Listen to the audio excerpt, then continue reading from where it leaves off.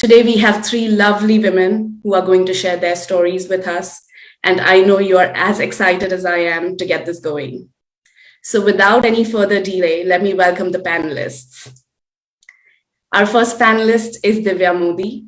She's an investor, an entrepreneur, and a business leader. Divya has successfully built and exited several business ventures in the sectors of financial services, healthcare, and retail. Having had several career changes across geographies and sectors over the last 17 years, she has had the opportunity to transition between different roles, both in the corporate world and as an entrepreneur. She's an MBA from the University of Chicago and CFA charter holder. She also mentors several first-time entrepreneurs in their entrepreneurial journey, along with being an active investor in the startup ecosystem in India.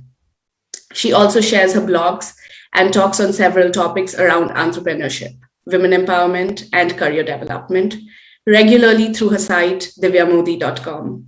Welcome, Divya. Thank you, Sneha. Lovely to be here. Divya, did you see a similar style with investments or when you were working with startups? So I think when the pandemic just hit, one of the biggest concerns was, will investment stop in terms of, you don't get an access to meet new startups, you don't get an ability to interact as much with entrepreneurs because travel completely stopped. And obviously the businesses themselves were challenged. But surprisingly, I feel that while there was a pause, in the last few months, we've seen that investments have actually gone up. And the reason for that is that, one, the digitization that has happened, particularly in not only in Indian market, but also globally, has really accelerated things that we were projecting would digitize in the next 3-4 years. We've all been forced to digitize and use our smartphones and use our iPads and computers like never before.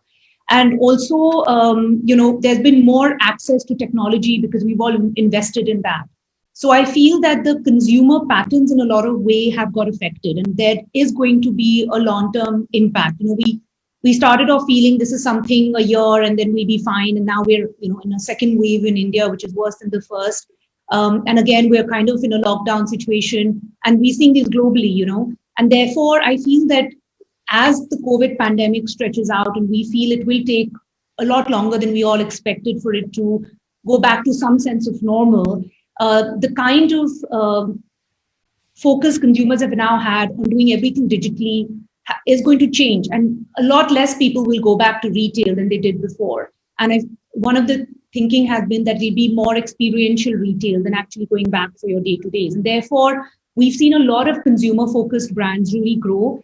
And the second thing has been that a lot of new brands have really grown because, the cost of getting retail space was so expensive for a lot of new brands that you get that much more space on the digital platform a lot more, and people are more willing to try. So it's actually been a good way for entrepreneurs who have a good product and are willing to adapt and execute. So Divya, when I actually look at the sectors that you have focused on, I think retail, you said that there is definitely a shift, to online business, and healthcare, of course. What are the new businesses that you've seen in healthcare or financial services? So I feel financial services, again, the whole digital platform is a big, we've all seen that as well. We're now using digital financial services a lot more. In healthcare, digitization of healthcare, again, is a big shift that's happening. Obviously, in India, it's not there to such an extent, but there is a huge potential. And I feel there is now a lot more focus on healthcare coming in. Biotech is obviously a big area, which I feel is a good area to invest in and explore. And we've looked at it very seriously. And the consumer brands, India is such a young demographic market. We still don't have a large number of locally grown consumer brands or even international consumer brands the way you do. So as the country grows and evolves, there is just so much ability for consumers to adapt and try new consumer brands. And I'm actually very happy to see that now, particularly in the last few years, you've seen so many more homegrown brands do really well, like the Balis and others, where, entrepreneurs are now just not focused on providing what the customer is looking for, but also looking at international standards, looking at sustainability, looking at the environment, looking at, what is the quality of the product we're providing, and consumers are also getting very conscious of that. So that's a big shift in the new generation that we are seeing as well. Yeah, personally, at this time when I was back in India, I think I was also looking out for a lot of homegrown brands. And I cannot pinpoint to when that shift really happened, but I was noticing, okay, how is the packaging? Was it sustainable? Are they doing things sustainably? How is it impacting the environment? So I felt that I was a lot more conscious than I have been before too. Yeah, very true. And I would say that now you would see more people adapting to saying, we'll rather buy a brand here that can get delivered to my home. I'm very happy with the quality, than feeling that, we need to buy a brand from outside of India for it to be good. So that quality shift is also coming in, which is great. Absolutely. And I think we're offering some really top quality products now. What is the advice that you give to startups? So I feel, that's exactly how good brands are developed. You first, really develop a product that your customer likes, you test it out, and if it works well, that's how you grow it. But I also feel one of the things I always talk to entrepreneurs who are looking to start a business is that entrepreneurship is a marathon. It's not a sprint. So, you have to be very patient. You have to be open to feedback, like both of them said. You have to be willing to be nimble-footed and try it out. And then also be willing to go through that very steep learning curve, and also those setbacks in the first few years, because it's constantly challenging. And then even after you reach a certain stage, many times founders have also had to step back and bring in bigger teams to scale it up. So I feel it's a constant learning that you need to be prepared for. But ultimately, if you really believe in what you're doing and you're really passionate about your product and about what your venture is, you have to enjoy the journey. So it has to really be like that marathon that you enjoy doing, because there will be challenges along the way. And that's part of the journey. So what I hear from you also is that as an investor, you would look at the product, you would look at how good that product is. But what are the other things that you look at when you're investing in a company? So I feel one is obviously the product, and does the entrepreneur understand his customer, her or his customer? And that's really ultimately when they hear the customer based on whatever feedback they've got. The second is the scale of the market. How scalable is this product? Is this something that can grow outside of the region? Is this something that can go national, international? And ultimately, it comes down to the founder's ability to do that, and their ability to take it forward. So, you're really investing behind the entrepreneur, because they are the ones who are going to execute it on the ground. You can only mentor them, you can only support them, but they're the ones who are going to, actually make things happen. So you are really investing behind a person and their idea at the end of the day. So there's that. It is really a partnership, I feel, at the end of the day, when you're putting money behind somebody, because they are the ones who are, driving the ship. They're the captain of the ship. Divya, what is the advice you've been giving startups in the last 1 year? I know it's been, you're on the other side. So, you don't have that experience around COVID, but I know a lot of startups would have come to you. You have to not take everything that happens to your product personally. And having done entrepreneurial ventures myself in the past, I can understand how difficult that is, because you put in so much effort into your venture, you grow it to a certain scale.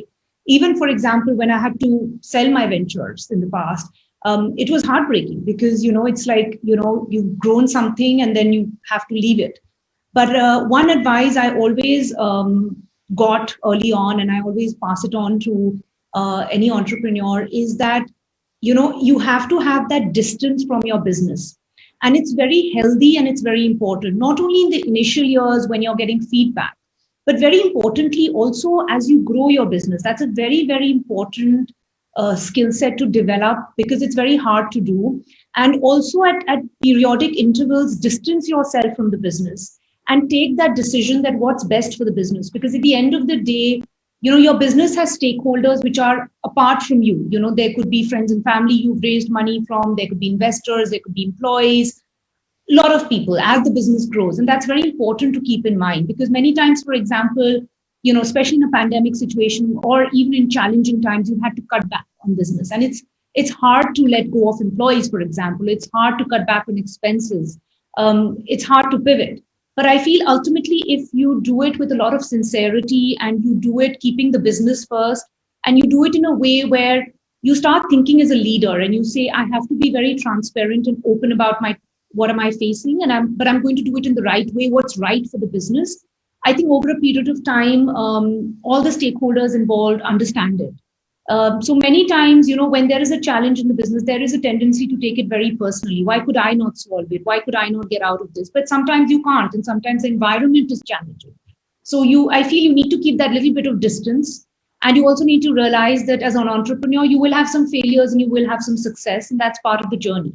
So I think it's a very great point to be able to distance yourself a little bit and take your decisions.